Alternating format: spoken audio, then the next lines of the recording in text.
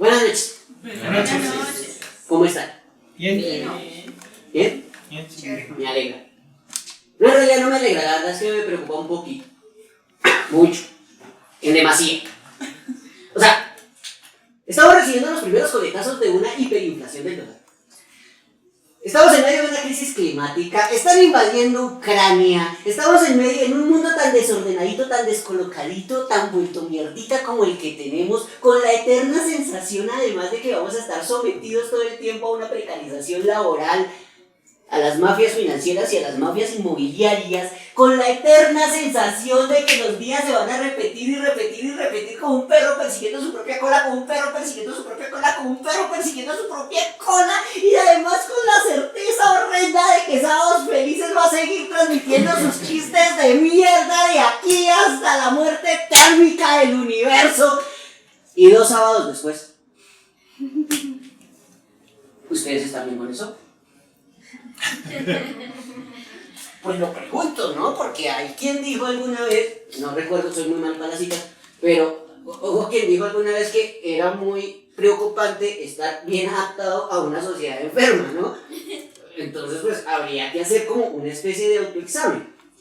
Y a mí se me hace, yo creo fervientemente, creo fervientemente, que la gran mayoría de las cosas que nosotros hacemos cotidianas, la vida laboral, la vida en pareja, el mindfulness, la meditación, incluso el arte, ¿sí? Son esos mecanismos que uno tiene como para ir lidiando con esas tragedias cotidianas, pero que al final se van quedando como pequeños residuos que se van acumulando y acumulando y acumulando y acumulando, y que al final ¡pam!, vamos a terminar estallando como una olla express con el caucho mal puesto.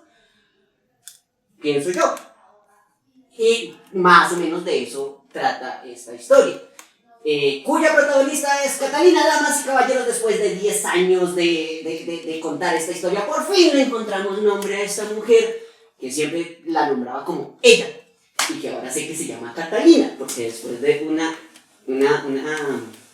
investigación muy exhaustiva, y por investigación exhaustiva me refiero a buscar en Google y cliquear la primera selección que me dio, me encontré con que hay un significado en español, o sea, en español de España, en español de Iole, que decía que Catalina era un fragmento de excremento especialmente humano. Vea. ¿Sí? Y leí la siguiente, no, pues el internet debe estar loquito. Leí la siguiente y decía que Catalina también se le dice al disco de la bicicleta por el que pasa la cadena. O sea que Catalina básicamente es un pedazo de excremento especialmente humano girando sobre su propio eje, atado a una cadena de por vida. ¿Alguien aquí se llama Catalina? Es que no, de nombre no, pero de espíritu. Todas somos Catalina, todos somos Catalina. Y Catalina va caminando a eso de las 10:40 de la noche, póngale, por una zona así como de industrias cerradas. Va caminando a altas horas de la noche, pues porque la empresa del jefecito llegó y le dijo, pues Catalina, tú sabes que la empresa es tu familia, y si no te sacrificas por tu familia, entonces ¿qué clase de excremento humano eres? Catalina como que casi que proyectando todas sus inseguridades se quedó a 1, 2, 3, ¿qué importa? O sea, al que menos le importaba eso a la empresa. Va caminando por esta zona de industrias cerradas, o sea, han visto, ¿no? O sea, como que no hay nada, o sea, hay un montón de muros de aquí para allá, aquí hay una avenida que no tiene, o sea, que donde no circulan buses públicos, uno que otro taxi, pero iluminada por unos postes, por las luces de unos postes que yo no sé si soy el único que piensa que son la definición perfecta del funcionario público. O sea, como que uno sabe que están ahí y que están activos, pero que no sirven por un culo. O sea, porque esas luces no lo hacen sentir a uno más seguro nunca, güey. O sea, uno se siente en la penumbra total. Va caminando con estos taconcitos así como medio viejitos, como que han tenido que ser cambiados desde hace como 2 meses, pero como, ¿no? Unas medias veladas con pequeños roticos disimulados con pintas de esmalte, ¿no? Pregúntenle a sus mamás. O sea, está en el kit de las cosas que uno hace para disimular la pobreza, al lado de rendir el champú con agua y echarle sal al chocolate para sentir que uno lo está comiendo con queso. Sí. Ay, pregunten. No me van a, sus mamás no me van a hacer. Entonces, esta mujer va caminando con una faldita ahí como medio viejita, una blusa más bien holgada, no tan apretada, para que no deje ver las caderas flácidas y las tetas caídas producto de ese par de sanguijuelas que le dio por tener por hijos. Porque hasta que tuvo esos dos hijos fue que ella entendió eso que decía la gente de que los niños eran como esponjas. Lo absorben todo. El dinero, las ganas de vivir, la autoestima, la energía. Además son esponjas de cocina. O sea, porque siempre tienen rastros o de jabón o de comida y huelen como rarito. Encima de la blusa, un blazer, de las pocas cosas bonitas que tenía el blazer, que era la dotación de la empresa, y un bolso rojo. Un bolso rojo bonito. Pagado a 36 cuotas, pero bonito. Porque a ver si un bolso bonito no la hace reconciliar con la imagen perdida que ella tenía de sí misma. A ver si después de tanta mierda, de tantos sacrificios y de tanto trajinar, no va a poder reconciliarse con ella misma. A ver si ese bolsito no la va a hacer sentir mejor con ella misma. Mi precioso. Como les digo, va caminando por la zona industrial, pongámosle. Y las mujeres, yo creo, desde mi ignorancia, que las mujeres tienen como 16 hemisferios en el cerebro, sí, o sea, como que una para cada tiempo verbal, o sea, como que un pasado condicionante, un pasado perfecto, un presente simple, o sea, como que cada uno de esos hemisferios trabaja al mismo tiempo para solucionar las eventualidades que ellas necesiten solucionar. Entonces, uno de esos hemisferios estaba descontando mentalmente las 15 cuadras que le hacían falta caminar para llegar al puente peatonal, cruzarlo y bajar y ahí en el paradero esperar el bucecito que normalmente se demoraba entre 10, 20, 30, 40, 50 minutos en pasar y que pues la dejaba al caso.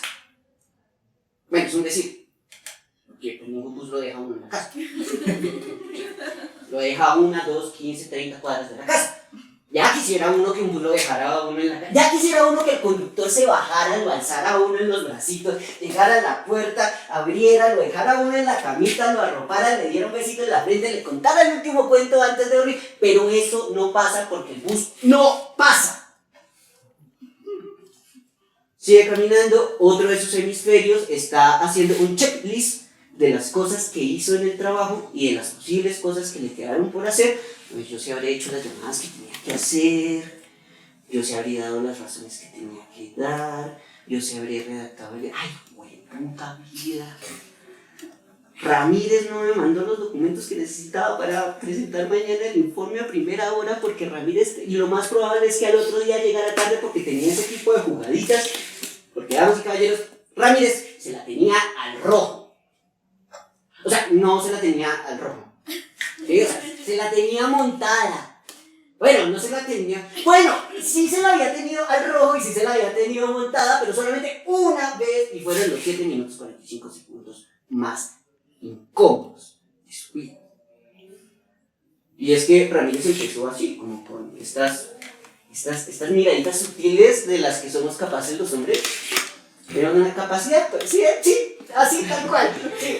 Ese tipo de miraditas por el escote que uno todavía sigue creyendo que le van a responder a uno. Este tipo de detalles como una chocolatina en los documentos que necesitaba. Y comentarios sutiles, realmente sutiles. Como quisiera que fuese Soya Express para meterte la carne dura y sacarte la blandita. Y ustedes van a decir, pero Catalina, ¿cómo se va a meter con un mamarracho de estos? O sea, ¿qué tiene en la cabeza esta vieja? Pues recién divorciada. Le faltaban 2 dientes. Con la autoestima en el suelo, con las patas de gallo y las patas de gallo. Pues Catalina se dejó llevar. Y se dejó llevar a tomar una cerveza. Y se dejó llevar al hotel. Y después de los 7 minutos más incómodos de su vida, llena de caricias a destiempo, babosidades innecesarias y un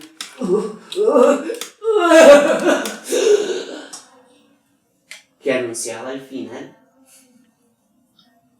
Pareciera que Ramírez, después de eso, junto con el condón en la cisterna, hubiera desaguado todos los buenos tratos que había tenido con Catalina. Porque a partir de ahí empezó una guerra sin cuartel.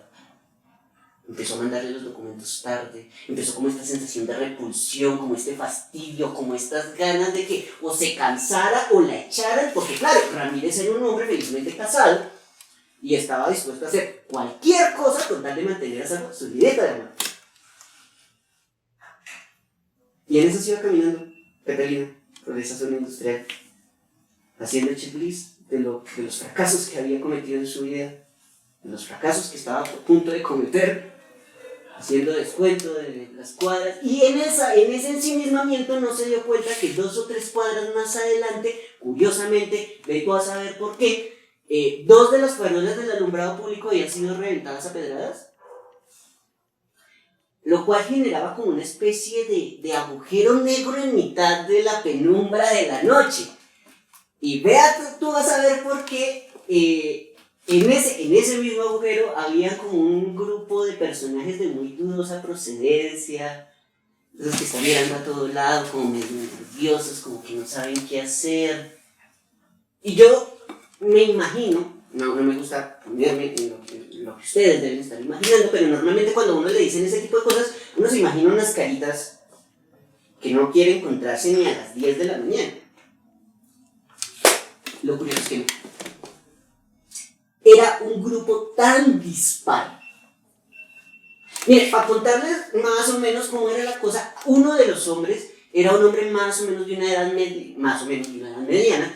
Ya las sienes las tenía pintadas de plateado, tenía un sombrero hasta bonito, un abrigo gris que lo cubría hasta los pies y un par de zapatos que parecían recién ilustrados. El hombre era un contador público. Imagínense cómo está la precarización laboral.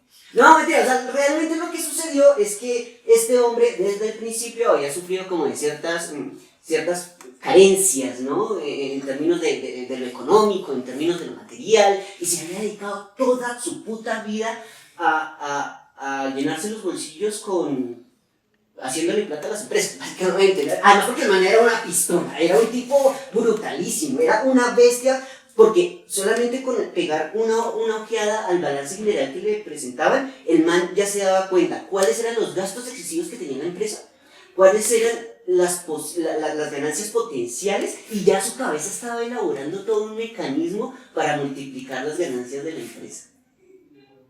Pero no sé qué tan brillante era, porque normalmente siempre el plan era el mismo, ¿no? Reducción de personal, extensión de horarios laborales, ese tipo de brillanteces que se le ocurren a los que quieren hacer crecer las empresas.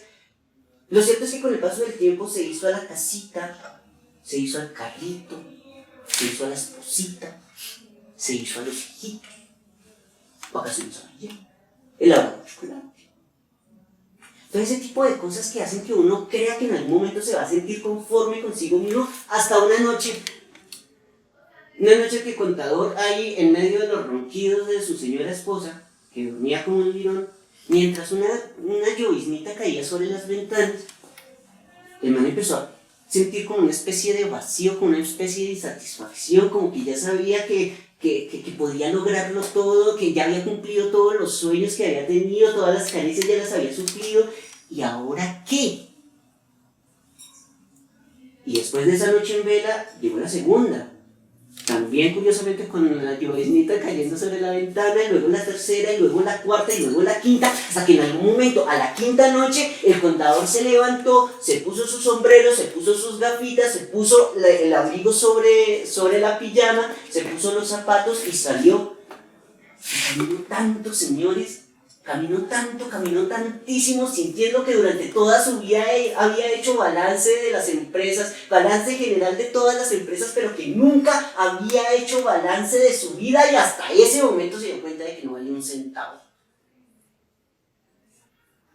hasta que llegó allá, a la calle donde estaba protegida por el agujero negro, y los encontró a ellos.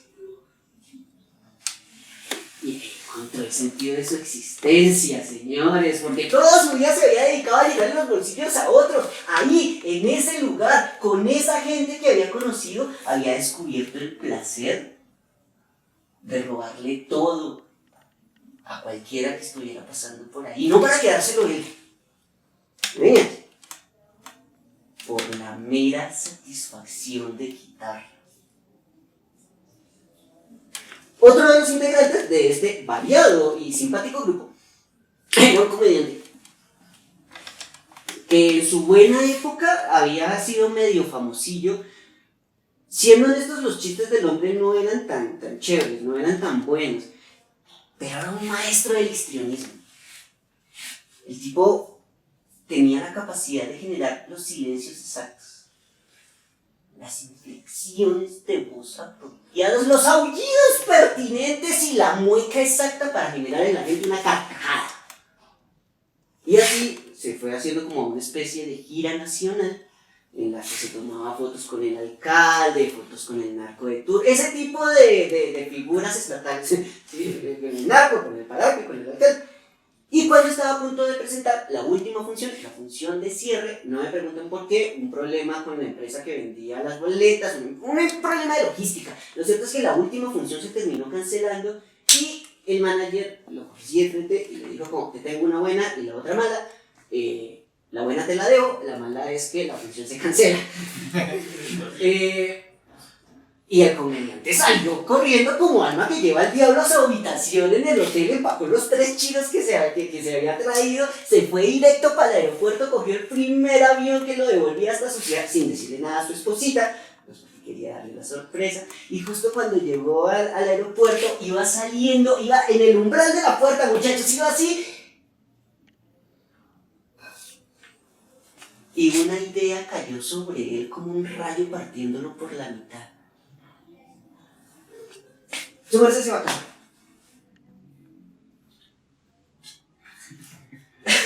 pareciera gratis, pero no. Gira por medio país. Recorrió todas las ciudades que se le pudo haber dado la gana de recorrer. Y no le había comprado un solo regalito. O sea, había estado en una de estas ciudades reconocidas por su conservadurismo y tal, no le había comprado una camiseta con una frase emblema de la zona como plomo es lo que viene, plomo es lo que hay. O sea, había pasado por todas las zonas costeras y no le había comprado de estas figuras que hacen como el coquito, que es un simio agarrado de una palmera. Había pasado por todo, ni un dulce, nada. No, yo soy mucho miserable. No, yo como con qué cara me le voy a presentar a esta señora, por Dios santo. Ahí encontró como un Dunkin' Donuts, compró una caja de 12 donuts y luego cayó y dijo, marica, este es el regalo más random del mundo, weón.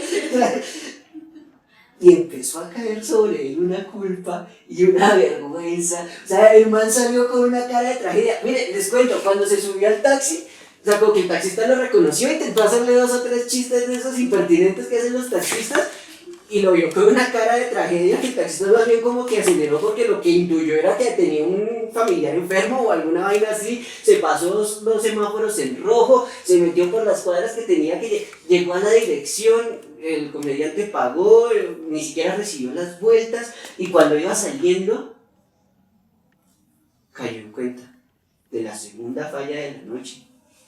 Marica, son las 12:30 y esta vieja le imputa que uno la despierte porque después no puede conciliar el sueño. No, tras del hecho. Eran de estas casas donde la escalera está por fuera, o sea, como que uno sube la escalera por fuera y llega a la fachada y ahí abre y tal. Subió esos 14 escalones como si la caja de donas le pesara toneladas. Sacó las llaves con cuidadito, pues para no hacer ruido y no despertar a la señora esposa y que su cabeza no rodara por el suelo. Abrió despacito la puerta con toda la suavidad del mundo y cuando la abrió, con lo que se encontró fue con la poltrona de la sala que lo estaba recibiendo y sobre la poltrona de la sala su señora esposa mirando hacia el techo, como si viera crecer y nacer ahí mismo millones de galaxias, con los ojos encendidos. La luz residual del alumbrado público alcanzaba a demarcar las muecas y los gestos, con las piernas completamente abiertas y en medio la cabeza de un desconocido. ¿Cómo les digo? Como diría Juan Terra, ¿no? Haciendo burbujas de amor en su pecera. Y el comediante con la cara de donas, la llave todavía en la cerradura. Ahí. Ahí. Ahí. Y del otro lado escuchaba a su mujer que le contestaba, ¡ay! ¡Ay! ¡Ay! El comediante cerró. Pues, ¿para qué interrumpirme? Dejó la carita. Y se volvió en medio de una lloviznita que le cortaba el rostro mientras él caminaba y pensaba que de todos los chistes que había contado, ninguno iba a hacer reír tanto a Dios como la historia de su vida matrimonial.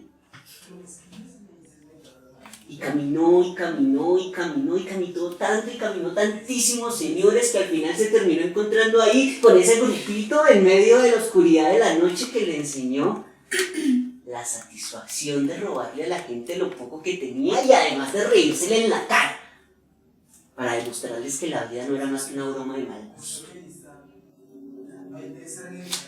Otro de los integrantes era un niño. Imagínese esa vaina, que había llegado ahí siguiendo los pasos de su hermano mayor y que había llegado ahí el hermano mayor siguiendo los pasos de su papá. Prácticamente eran una empresa familiar, pero pues Cámara y Comercio no deja registrar ese tipo de... Sería la locura. Pero pues era más o menos...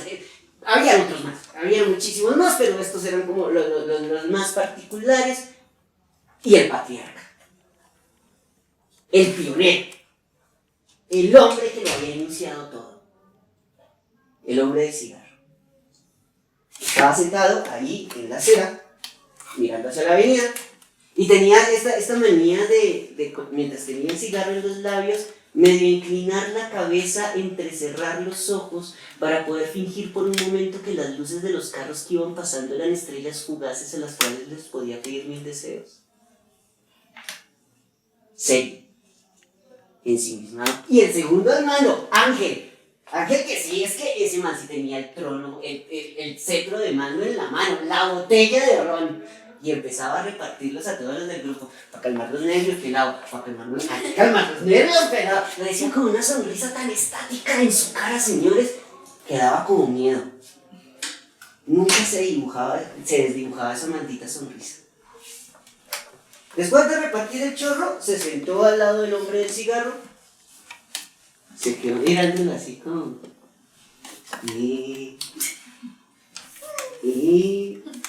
El cigarro se quedó putas feas. Oiga, mano, yo a usted lo veo como estresadito, como cansadito, como... Usted nunca ha pensado en cambiar de oficio. Y el hombre del cigarro le contestó lo que se suele contestar en esos casos, ¿no? Pues que es lo único que ha hecho casi que por siempre. Que si se retira de eso, ¿a qué más se va a dedicar? Además, con el paso del tiempo ya había desarrollado como cierta efectividad. Como que al principio los gritos de las víctimas lo despertaban en la noche, pero a lo largo de los años y de reincidir, ya lograba tener como una distancia emocional y lograba ser más efectivo, lograba encontrar nuevas formas y alguien se quedaba mirándolo como sabiendo que tanta explicación no pedida, lo único que delataba era un monólogo interno que él tenía que tramitar solito. Miren, este grupo que les digo no tenía nada planeado. De hecho, ese era el plan desde el principio, que todo pasara tal cual como tuviera que suceder. Se reunían ahí, Ángel les repartía chorro, los más nuevos se embriagaban hasta perder la conciencia para lidiar un poco con el remordimiento de lo que estaban a punto de hacer. El hombre de cigarro se sentaba en el andén mirando hacia la avenida, esperaban a que pasara el paciente. daban 2 o 3 cuadras como de distancia para que la cosa fuera un poquito más divertida. El hombre del cigarro se levantaba, todo el mundo se iba detrás del hombre del cigarro y entre todos actuaban sin pensar mucho en los detalles para no recordar más allá de lo necesario. Luego se limpiaban un poquito los rastros rojos que les hubieran salpicado en la ropa, volvían al mismo sitio. Ángel volvía a repartir su chorro y esperaban al nuevo integrante del grupo que siempre llegaba, cada noche llegaba uno nuevo. Y así la congregación se iba, pues, multiplicando. Catalina, la verdad, cuando llegó a ese punto a encontrarse con ellos, sí los alcanzó a ver, pero uno siempre finge que no los ve.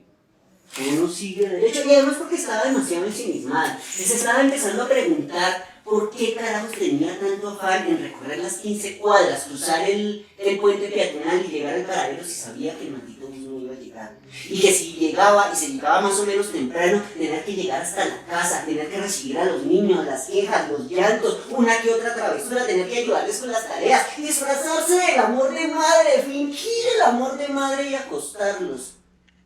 Darles un besito en la frente a cada uno,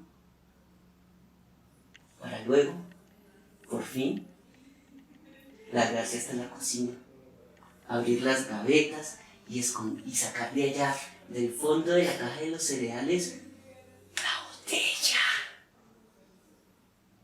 Y dejarse llevar una vez más y sentir que flotaba y que todos sus problemas perdían gravidez y que ella simplemente era una plumita que se elevaba, que se dejaba llevar por el viento. Hasta el otro día. El guayabo era tenaz.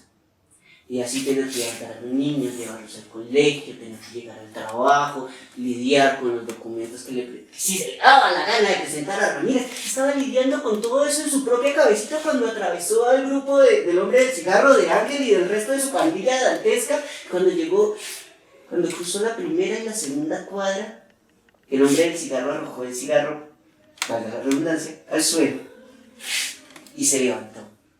Y todos en el grupo entendieron la señal y se pusieron dispuestos. El hombre del cigarro se fue detrás de Catalina, el resto del grupo se fue detrás del hombre del cigarro y Ángel, atrás, se fue cantando la misma maldita canción con la botella en la mano, la misma maldita canción que cantaba todas las noches. Puedo ver y decir, puedo ver y decir y sentir. Algo ha cambiado, para mí no es extraño. Catalina seguía dándole vueltas a su cabeza, recordando cada cosa que había vivido y por alguna extraña razón empezó a caminar más rápido, no por escapar del hombre del cigarro y de la pandilla, sino para escapar por un momento de sí misma. Para olvidar por un momento las noches en que se había casado con este hombre que le había prometido cosas lindas y bellas y que al final se había transformado en el maldito borracho que llegaba todas las noches a golpearla porque la comida estaba demasiado caliente, porque estaba demasiado fría, porque estaba demasiado salada, demasiado simple, y ahí la cogía patadas por donde le cayeran y ella ahí en el suelo. Lo único que podía hacer era sentir o imaginar que todo ese dolor lo estaba reuniendo en una sola pelotita en el fondo de su pecho para que así le doliera un poquito menos, pero no funcionaba, nunca funcionaba. Y luego el mismo borracho tenía que llevarla al hospital y Catalina tenía que decir que es que me caí por las escaleras, que es que me estrellé contra la puerta. Es que soy muy torpe, doctor. Soy muy torpe. Mientras tanto el hombre del cigarro iba detrás de ella, la pandilla es que ya iba acercando todavía más la distancia, y Ángel, en el fondo, yo no sé bien qué es, yo no sé bien qué es, vos dirás, son intuiciones. Verdaderas alertas. Catalina siguió pensando y siguió recordando ese domingo, por ejemplo, ese domingo en el que Claro, ella tenía el ojo morado y estaba cocinando, bueno, fritando unas arepuelas mientras los dos niños estaban en la mesa. Aquí tengo que hacer una pausa, un pequeño paréntesis. ¿Alguien aquí conoce de qué trata el experimento de Pavlov? Sí. ¿Sobre qué? El de los perros. El de los perros, sí. Resulta que Pavlov es un tipo que quería poco a los animales. Entonces lo que hacía era que le daba de comer a su perrito mientras hacía sonar una campanita. El padre del conductismo es Pavlov. Entonces hacía sonar la campanita mientras el perro. Y sonaba la campanita y el perro. Y sonaba la campanita y el perro. Después de un tiempo, lo que empezó a hacer es que, lo que el man descubrió es que con solamente hacer sonar la campanita, el perro salivó. Y pues, ¿qué les digo? Que los hijos de Catalina, cuando la vieron con el ojo morado, empezaron a salivar. Sí, porque más o menos la estructura siempre se daba de la misma forma. Normalmente las golpizas se daban, no importaba el horario. Pero, si las golpizas se daban entre viernes o sábado, día en el que al otro día pues, era como día libre, digamos, el borracho siempre llegaba con un ramo de rosas, que eso no le importaba a nadie, pero llegaba con medio pollo asado. Claro, y los niños cuando veían que este man llegaba con era la única vez en la semana que comían carne, entonces cada vez que era domingo, la mamá con el ojo morado, los niños salivando, y llega el borracho como a las 11 de la mañana, se sienta en la mesa del comedor a esperar a que le sirvan el desayuno, y los niños por primera vez se dan cuenta de como que algo no cuadra en la ecuación, ¿no? Y el mayor como que... Vea, así el borracho... Mira. Y el pollo... ¿Qué? ¿Y el pollo? ¿Qué? El borracho con la cara completamente colorada por el alcohol, con los ojos vidriosos y casi salidos. ¿Qué? ¿Dónde está el pollo? Y este hombre que se levanta de la silla y levanta la mano justiciera que le dio Dios para poner en su sitio a todo aquel que lo cuestionara. Y a Catalina, que quién sabe por qué mecanismo de supervivencia, de evolución de millones y millones de años se le despertó el instinto maternal, una vaina aquí que le quemaba las entrañas, lo único que atinó a hacer fue coger la paila con la que estaba fritando las arepuelas y le mandó todo el contenido a la cara. ¿Cómo sería la maestría de esta mujer que ni una gota le cayó a los niños? Y mientras tanto se le saltó casi que encima y empezó a rematar y a rematar y a rematar con golpes de cacerola en la cabeza de este man que estaba gateando hacia la salida, mientras ella le gritaba que si volvía a aparecerse en esa casa no le iba a importar pagarlo en una cárcel.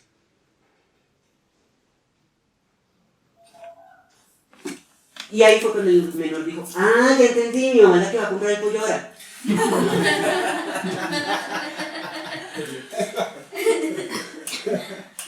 Y entonces ella recordaba eso, ya estaba completamente bañada en lágrimas, señores, porque no era solamente que haberse deshecho del maldito borracho, era que ahora le tocaba asumir las facturas de la luz, asumir el mercado, el colegio de estas dos sanguijuelas.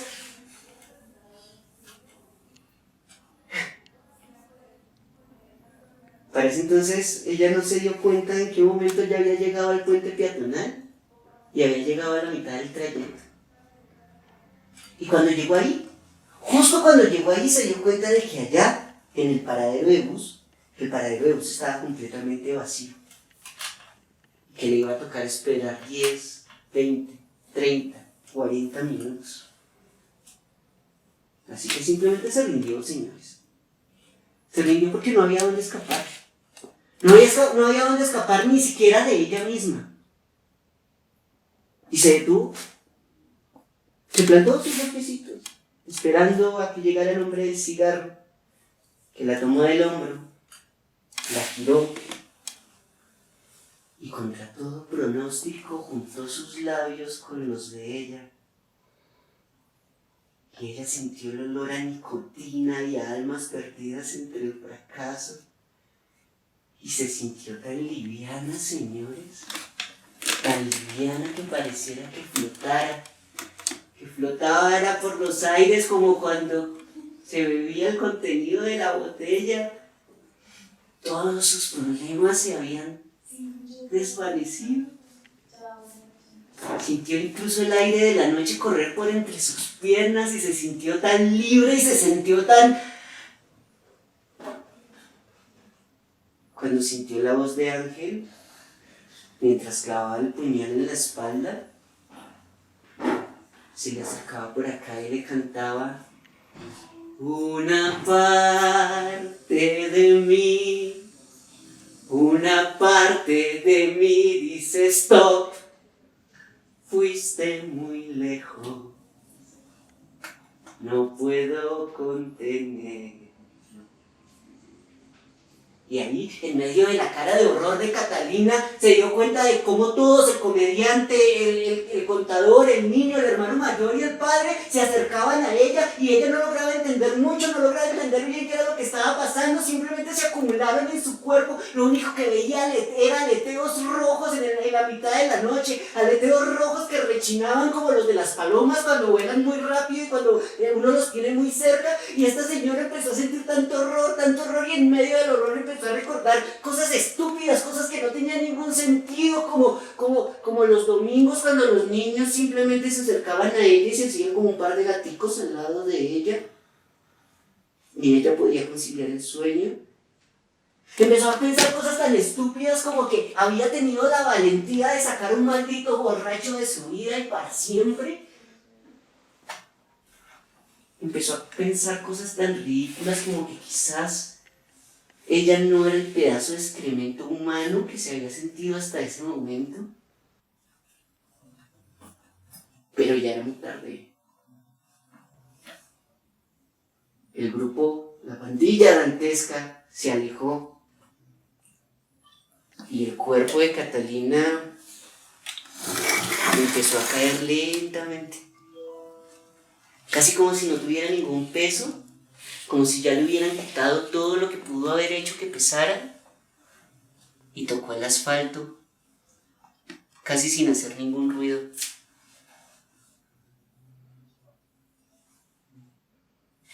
El reporte policial lo que terminó diciendo, gracias a un testigo que iba caminando hacia el paradero, es que lo único que vio fue a una mujer corriendo, llorando, que se detuvo en la mitad del puente y se lanzó.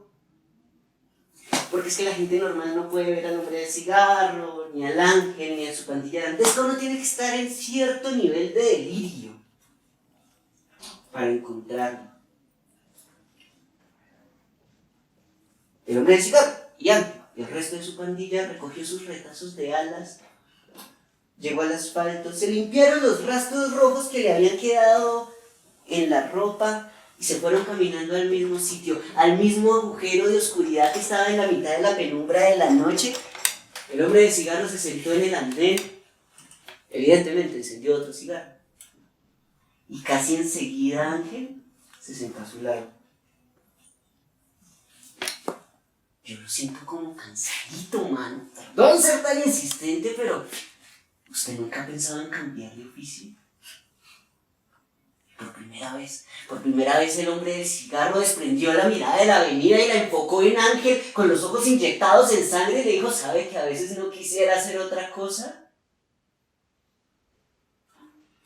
Ahí llegó el nuevo integrante del grupo, con los tajones viejos, unas medias veladas remendadas con pinta de esmalte, una falda vieja, una blusa holgada, un blazer hasta bonito y un pequeño bolso rojo, llena de una sed, una necesidad y unas ansias de esperar al próximo paciente que llegara para robarle todo lo que tuviera, o para quedársela a ella, por el mero placer de quitarlo. Esa era la única forma que le había quedado de vengarse del mundo. Muchas gracias.